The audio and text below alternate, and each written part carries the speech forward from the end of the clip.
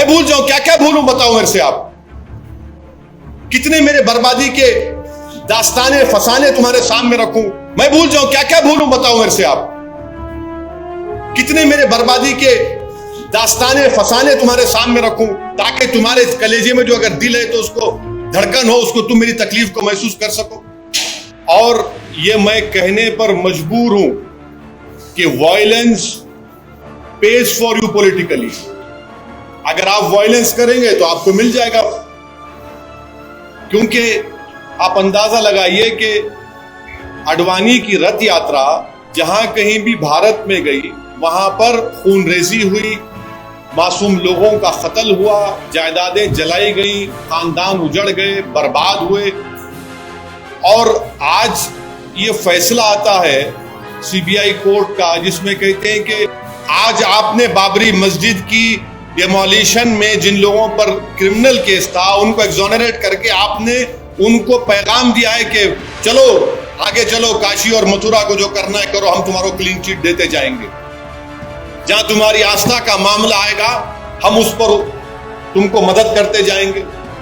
तुम ठहरो, तुम मुंह अंदर घुसकर उसमें ईदगाह में अब दोबारा मूर्ति रख दो, हम तुमको दे देंगे वो। रूल ऑफ लॉ, इससे क्या होगा? सुप्रीम कोर्ट ने कहा non egregious violation of rule of law. तो क्या रूल ऑफ लॉ का वायलेशन नहीं हुआ? सुप्रीम कोर्ट ने कहा calculated act of destroying a public place of worship. फसादात हुए मुसलमानों के लिए, दलितों को इंसाफ होता ही नहीं। और आजकल आप आज शाम से आप सुनेंगे कि ये जो बड़े बड़े ज्ञानी लोग हैं, लुक अहेड, भूल जाइए, आगे बढ़िए। अरे आगे कैसे बढ़ेंगे हम? आगे कैसे बढ़ेंगे? सारी दुनिया की आंखों के सामने 6 दिसंबर को मस्जिद को शहीद किया गया, डेमोलिशन किया गया, मैं भूल जाऊं? क्या पैगाम दे रहे हैं आप इस फैसले से? पैगाम दे रहे हैं उन मीडिया के लोगों को जिन्होंने अपनी जानों को खतरे में डालकर कोर्ट में जाकर बयान दिया, उन पुलिस के ओहदेदारों पर जो अडवाणी के सिक्योरिटी में थे। उन्होंने कहा कि हाँ, ये तमाम प्री प्लान था। क्या कोई जादू हुआ था क्या उस दिन? फिर किसने किया मेरी मस्जिद को शहीद? बताइए ना आप। मैं जानना चाहता हूं मेरी मस्जिद को शहीद किसने किया? फिर अगर मुरली मनोहर जोशी, अडवाणी, कल्याण सिंह, बाल ठाकरे, ये 32 एक्यूज, विनय कटियार, जिसमें नरसिम्हा राव भी शामिल है, कांग्रेस पार्टी, राजीव गांधी, इनकी हुकूमत शामिल, किसने किया? फिर बताइए ना। इंसाफ होगा या नहीं होगा, हमको बताइए आप। या इसी तरह हम अपने आंसू बहाते रहे? जमहूरियत को मजबूत करना जरूरी है, इंसाफ को मजबूत करना जरूरी है, मगर यह फैसला आता है।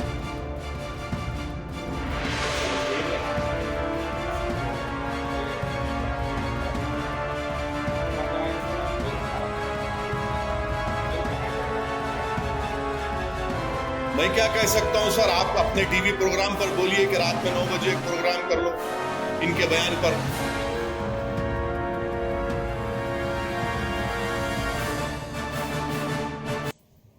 देखिए, हर कोई आज एक दिली तकलीफ और दर्द को महसूस करेगा जो भारत के संविधान और भारत के डाइवर्सिटी, भाईचारगी, प्लुरलिज्म पर जिस किसी को आज भी अटूट भरोसा है और यकीन है, आज का ये फैसला सीबीआई कोर्ट का भारत की अदालत की तारीख का एक काला दिन है।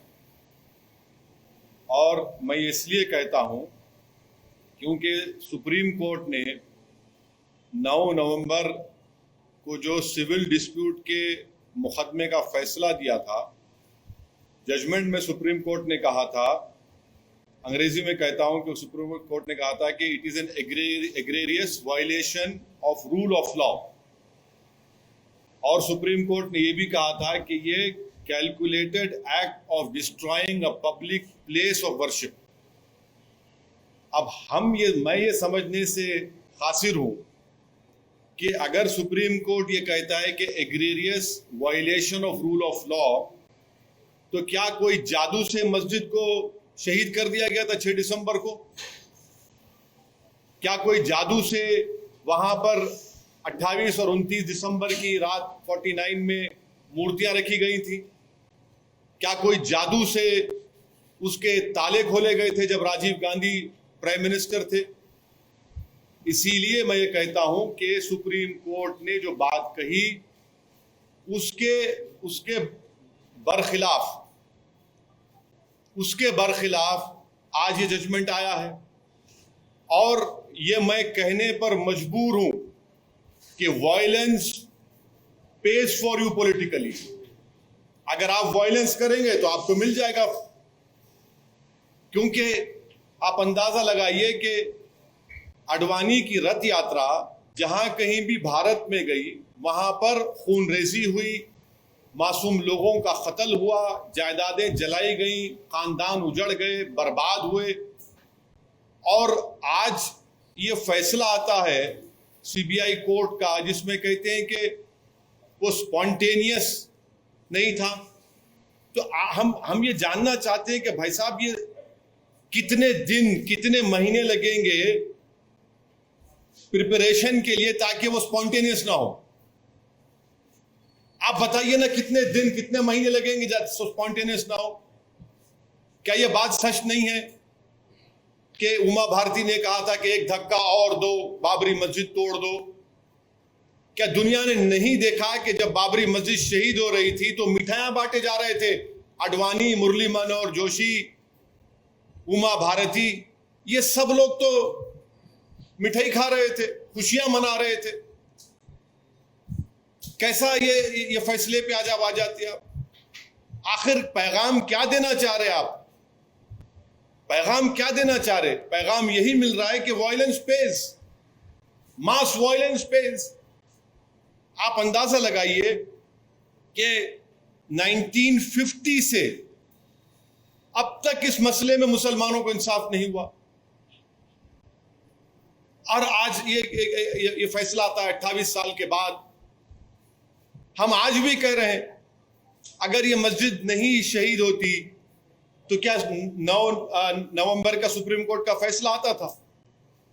सारी दुनिया ने देखा कि जो लोग मस्साम में खड़े होकर स्पीचेस दे रहे थे, लोगों को उकसा रहे थे, उनकी मौजूदगी में क्या यह बात सच नहीं है कि सीबीआई की चार्जशीट में एक विटनेस ने कहा कि कल्याण सिंह, उस वक्त के चीफ मिनिस्टर, ने कहा कि रोक कंस्ट्रक्शन पर है, डिस्ट्रक्शन पर नहीं है। वो भी आप नहीं मानेंगे उसको? क्या सीबीआई की चार्जशीट में यह नहीं कहा गया था कि 5 दिसंबर की रात आडवाणी ने विनय कटियार के घर में साजिश रचाई?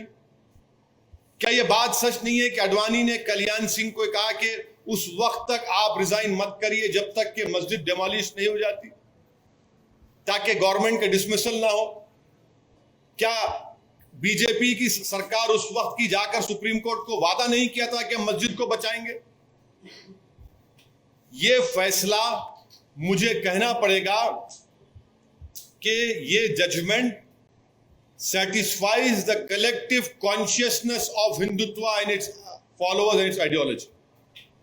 ये जजमेंट का यही है। किसने तोड़ा फिर मस्जिद? पर हम पूछना चाहते हैं, जब 6 दिसंबर 1992 को मस्जिद शहीद हुई थी, उस वक्त मैंने अपने आप को एक हेल्पलेस महसूस किया। मैंने अपने आप को अपने लिए एक ह्यूमिलिएशन समझा कि मैं अपनी अब शर्म महसूस हुई कि मैं अपनी मस्जिद को बचा नहीं सक रहा हूं, और आज आप ऐसा फैसला देते हैं। तो फिर आखिर इतना सब जो इन्वेस्टिगेशन हुआ, कैसा क्या हुआ? एक और बात आपको समझने की जरूरत है कि आडवाणी को हाईएस्ट सिविलियन अवार्ड दिया गया बीजेपी गवर्नमेंट तरफ से, एक्यूज हैं। तभी हमने कहा था कि देखो, मैं प्रेस कॉन्फ्रेंस में कहा था कि आडवाणी को ये हाईएस्ट सिविलियन अवार्ड दिया जा रहा है। आज उसका नतीजा हम देख रहे हैं।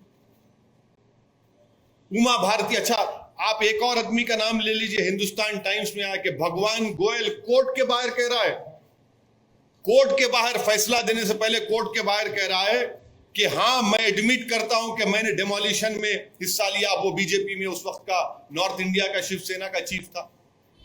कोर्ट के बाहर कह रहा है, और कोर्ट में जाकर कोर्ट बरी कर देता है लोगों को। तो ये मेरे लिए बहैसियत एक भारत के मुसलमान के लिए, जो मैं 6 दिसंबर 1992 को जो मुझे एक ह्यूमिलिएशन और बेबसी जो मैं महसूस किया था, आज मैं वही महसूस कर रहा हूं। इंसाफ नहीं हुआ इस मसले में, इंसाफ नहीं हुआ इस मसले में। जिन लोगों के इशारे पर, जिन लोगों की मौजूदगी में, जिनके तकारीर के जुमलों पर ये वायलेंस, तशद्दुद हुआ, क्रिमिनल एक्ट जिसको सुप्रीम कोर्ट ने कहा, आज वो पूरे के पूरे बरी हो गए। अब मुझे ये नहीं मालूम कि सीबीआई अपनी इंडिपेंडेंस को बरकरार रखने के लिए अपील करेगा या नहीं करेगा, और मुझे यह भी नहीं मालूम कि अगर अपील करेंगे तो कितना टाइम लगेगा अपील की सुनवाई के लिए। मगर अपील करना चाहिए। ये नाइंसाफी पर मबनी है, बिल्कुल नाइंसाफी पर मबनी है। इसको कोई भी सही सोचने वाला भारत का शहरी इसको सवाल करेगा कि भाई ये क्या इंसाफ हो रहा है, क्या ये इंसाफ हुआ? हरगिज इंसाफ नहीं हुआ। सारी दुनिया जानती है, सब जानते हैं कि बीजेपी, आरएसएस, विश्व हिंदू परिषद, शिवसेना, इन तमाम की मौजूदगी में और साथ ही साथ कांग्रेस पार्टी, इसकी जड़ कांग्रेस पार्टी है।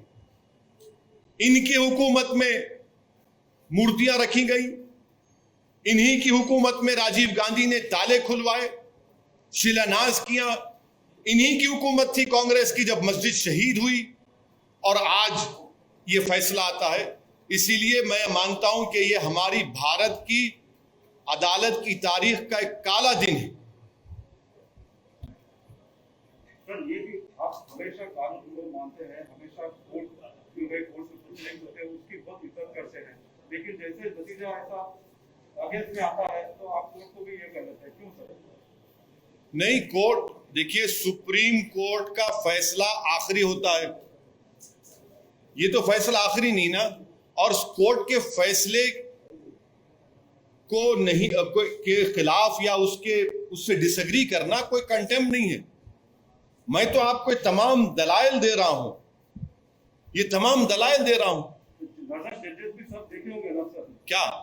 वही तो हम कह रहे हैं ना, ये देख के कैसा फैसला दिया आप, वही तो हम पूछ रहे हैं। वही तो हम कह रहे हैं कि आप ही की चार्जशीट में आप ये लिख रहे हैं कि कल्याण सिंह ने कहा कि रोक कंस्ट्रक्शन पर है, डिस्ट्रक्शन पर नहीं है। उमा भारती ने कहा कि एक धक्का और दो। अडवाणी को, मुरली मनोहर जोशी को, उमा भारती को, बाल ठाकरे को, राजीव गांधी को शोहरत कैसे मिली पॉलिटिक्स में भारत में? इसी वजह से मिली ना। इनको पॉलिटिक्स में अगर शोहरत मिली, सत्ता मिली, कैसे मिली? इसी वजह से तो मिली कि आपने हमारी मस्जिद के ताले खुलवाए, मूर्तियां रखी और हमारी मस्जिद को शहीद किया आपने।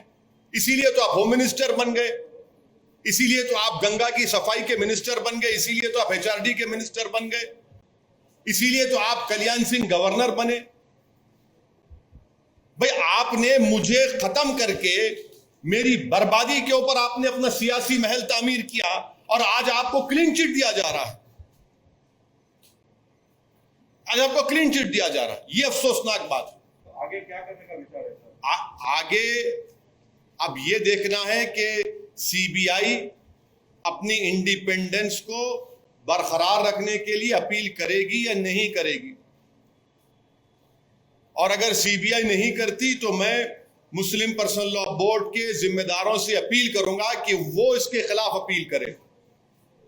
फैसला आता है और लॉ मिनिस्टर अडवाणी के घर को पहुंच जाते हैं।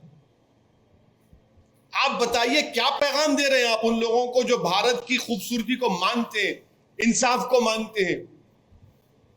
क्या पैगाम दे रहे हैं उन मीडिया के लोगों को जिन्होंने अपनी जानों को खतरे में डालकर कोर्ट में जाकर बयान दिया, उन पुलिस के ओहदेदारों पर जो अडवाणी के सिक्योरिटी में थे? उन्होंने कहा कि हां, ये तमाम प्री प्लान था। क्या कोई जादू हुआ था क्या उस दिन? फिर किसने किया मेरी मस्जिद को शहीद? बताइए ना आप, मैं जानना चाहता हूं मेरी मस्जिद को शहीद किसने किया? फिर अगर मुरली मनोहर जोशी, अडवाणी, कल्याण सिंह, बाल ठाकरे, ये 32 अक्यूज, विनय कटियार, जिसमें नरसिम्हा राव भी शामिल है, कांग्रेस पार्टी, राजीव गांधी, इनकी हुकूमत शामिल, किसने किया? फिर बताइए ना।